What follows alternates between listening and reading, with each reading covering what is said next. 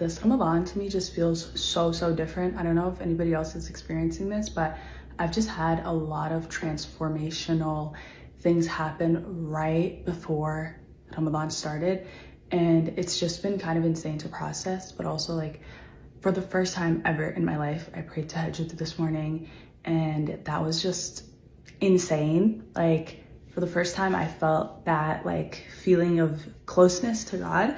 And that was just really nice. I obviously grew up Muslim and I also grew up abroad, which is not the best way to experience religion, especially in the area that I was living in. It was pretty much like fear-based. It was scary. Like I was only doing things because I felt like I needed to do them to make my parents happy. And I felt that way even throughout like my almost like late teens.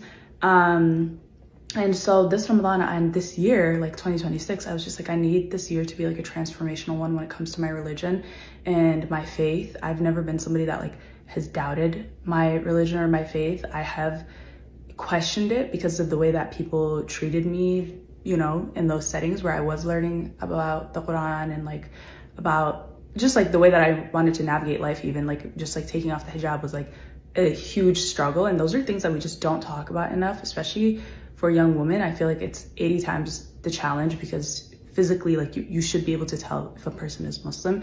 And if that person decides that's not how they want to portray themselves for a bit of time, or they want to grow and like, you know, get back to the hijab in a way that when they have a different relationship with it, like it's immediately frowned upon, it's immediately looked down upon, it's immediately like, no, like you're not doing that. And that's what I had received. And so for a long time, I just like was like, okay, well, this doesn't make any sense. Like this doesn't make any sense. One thing about me, when I question something, I like to research. So I did some research and I was like, okay, there's religion, there's Islam, and then there's humans. Humanity is the most imperfect thing on earth, and there is Islam, which is the most perfect thing on earth. There's God, which is the most perfect thing on earth, and humans will always weaponize anything they can get their hands on, regardless of religion, regardless of Islam.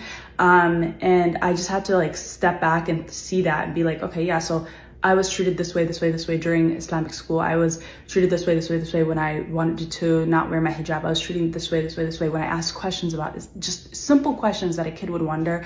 I was punished for. So I was like, that doesn't sound like what this is saying. That has allowed me to continue to research, continue to try and grow my faith. And I will like always get encouragement from my family, my parents, my dad especially, but I never wanted to do it because they told me to. That was the last thing I wanted to do, because I was like, I'm gonna build a relationship that's based off of what my parents are telling me to and based off of the fear of